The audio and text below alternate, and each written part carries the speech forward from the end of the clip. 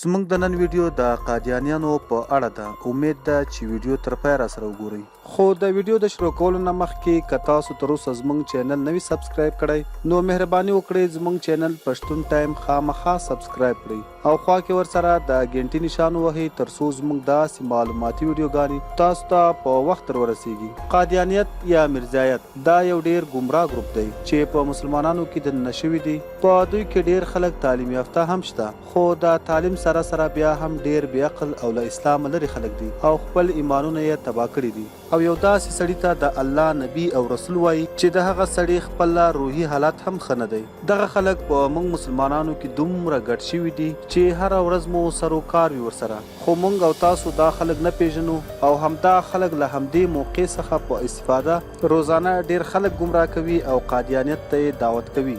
د قادیانیانو نارینه اکثره تور رنګه ټوپۍ په سر کوي او د دوی ګیرې هم له عامو مسلمانانو څخه لږ څه لنډې وي او همدا د دوی د نارینه یو خاص شناخت دی او همدارنګه د دغو ښځې هم له عامو مسلمانانو ښځو څخه په مختلف شکل پرده او حجاب کوي. دغه ښځې په داسې شکل مخ پټوي چې د دوی مخ پټ وي خو پوزه یې ښکاري او همدا د دوی د ښځو یو خاص شناخت دی. ملګرو، کومې ښځې چې د دوی په تعلیمي ادارو کې سبق وایي هغو ښځو ته لشنا ویل. د قادیانیانو اوسنی خلیفه مرزا مسرور احمد دی.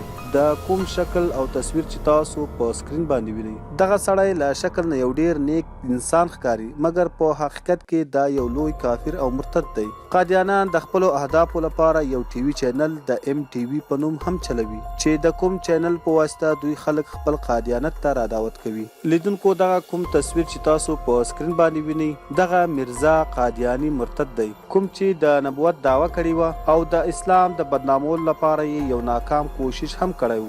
لکه څنګه چې دغه خلک له اسلام لري او ګمراه خلک دي نو الله تعالی دې موږ هم له داسې بېدینه خلکو په خپل امان کې وساتي او الله جل جلاله دې زموږ ایمانونه سلامت لري. آمین. امید ده چې ویډیو به مو خوښه شوې وي.